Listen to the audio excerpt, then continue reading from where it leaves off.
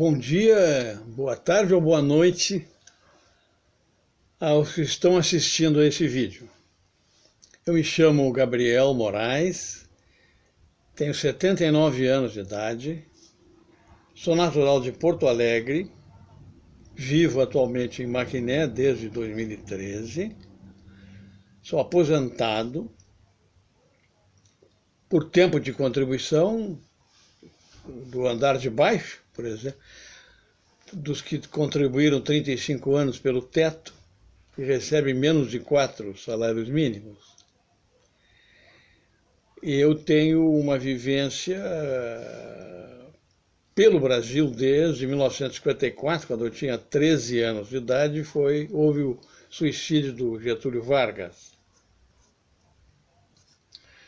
Desde lá eu acompanho a vida política brasileira e torço pelo Brasil como um patriota e tenho me preocupado sempre. Eu tenho uma formação superior, fui executivo empresarial durante toda a minha vida profissional, me aposentei em 2004 e resolvi ser corretor de imóveis para poder ler, porque o plantão em loteamentos dá tempo para a gente, ler bastante.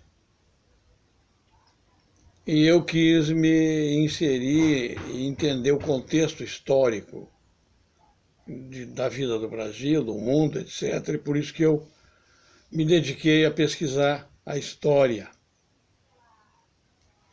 Em 2013, depois de um infarto, eu fiquei um bom tempo no estudo de cardiologia, e justamente na época em que aconteceram aqueles protestos que despertaram o Brasil e tal.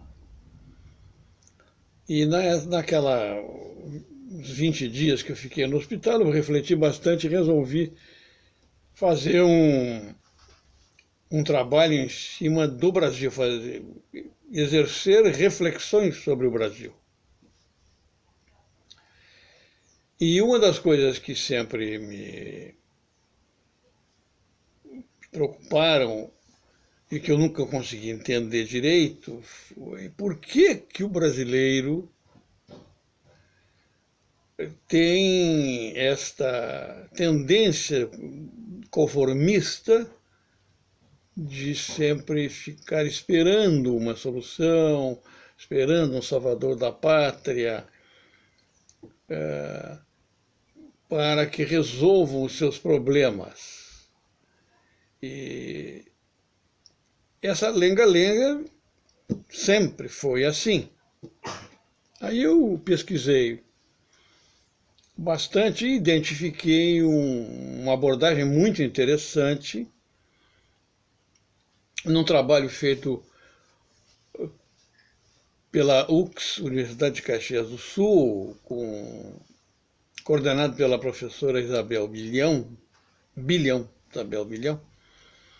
Nesse trabalho é citado uma obra chamada O Brasil e o Mito Fundador. Essa obra é escrita por uma socióloga, Marilena Chauí. O que é o Brasil e o mito fundador? Quando houve a descoberta das Américas, a descoberta do Brasil, o Brasil era visto pelo mar e a muralha da Serra do Mar, que se apresentava como um obstáculo gigantesco. E a atração de pessoas para virem para cá foi feita pelos governos católicos, que predominava a Europa na época. E religiões, jesuítas principalmente, foram os que vieram para a América do Sul.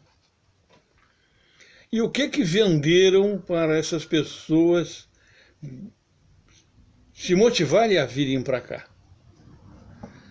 Venderam a ideia de que atrás da muralha da Serra do Mar eles iriam encontrar o paraíso,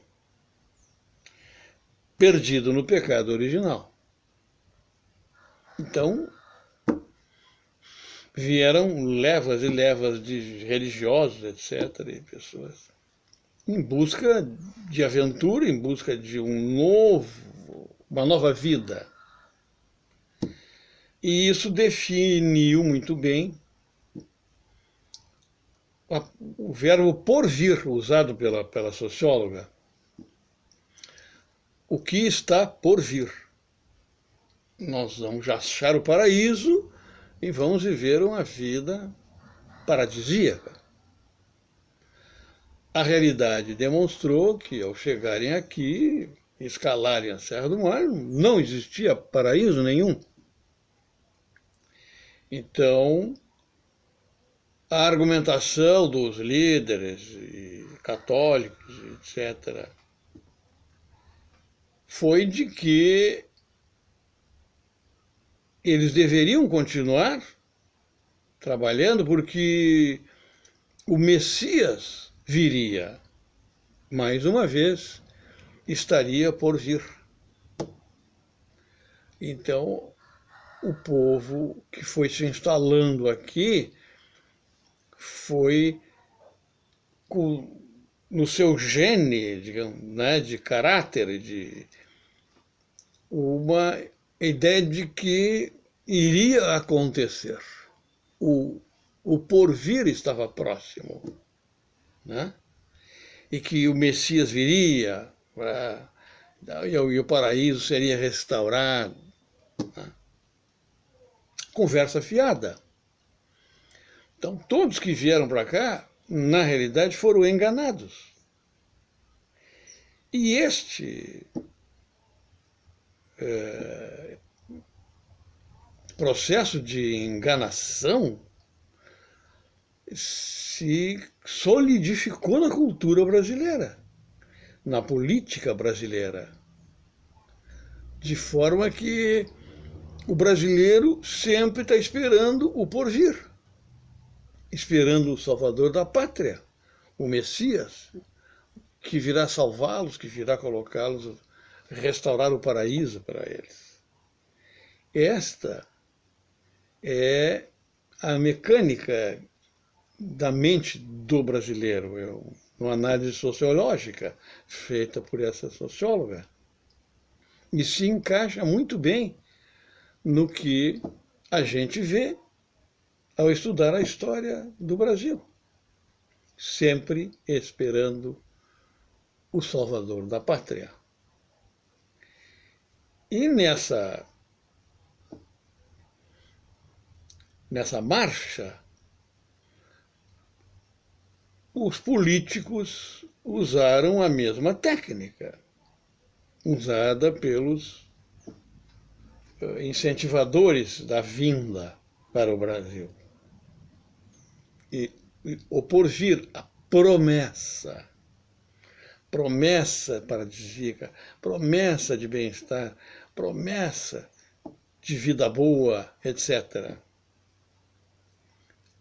Até hoje funciona assim.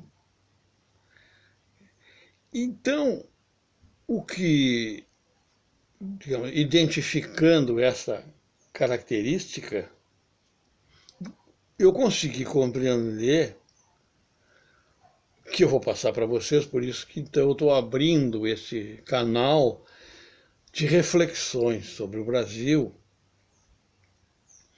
para a gente entrar nesse tema e procurar esclarecer e auxiliar no sentido do brasileiro mudar a inflexão de ficar só esperando o porvir e se certificar das coisas que lhes são ditas, das promessas que lhes são feitas pelos governantes e políticos de uma forma geral. Eu até escrevi uma obra sobre isso, Reflexões sobre o Brasil, o que você precisa saber e fazer para promover o renascimento do nosso país. Então, tudo isso que eu estou falando tem registros bibliográficos e está mais especificado nessa obra, mas eu quero trazer isso para o YouTube, para a gente discutir. Então,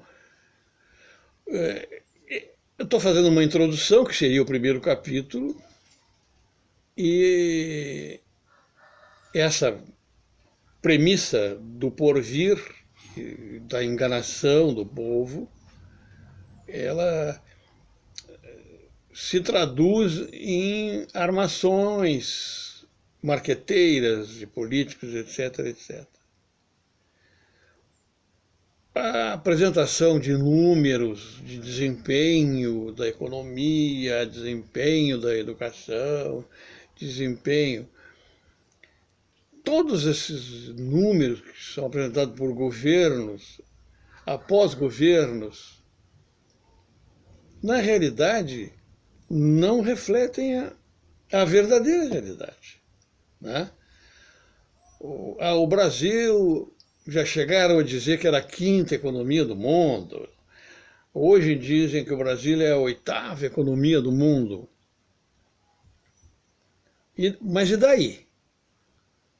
A oitava economia do mundo, mas e a situação individual de cada pessoa, em termos de desenvolvimento pessoal, de renda, etc. Não é refletida pelo PIB, que eles chamam Produto Interno Bruto, que coloca o Brasil na oitava economia do mundo. Não é assim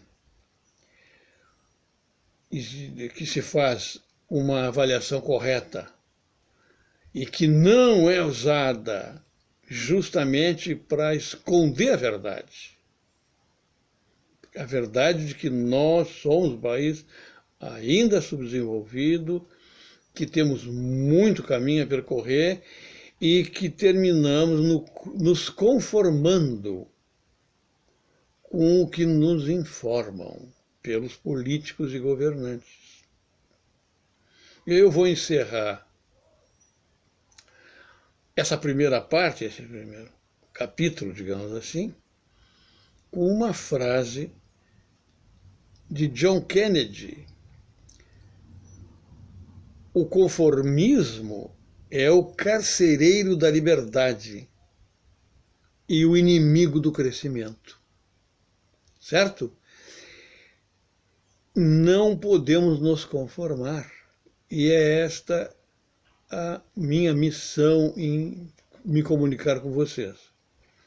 Eu vou deixar por aqui essa primeira parte, depois no segundo capítulo nós vamos tratar um pouco mais a fundo dessa situação, na introdução, né, sobre alguns números importantes, e depois nós vamos abordar os aspectos da vida do Brasil, sobre república, política, constituição, etc., de forma a que eu se possa auxiliar na conscientização que o brasileiro precisa ter e do dever que ele tem de promover o renascimento do nosso país. Até a próxima.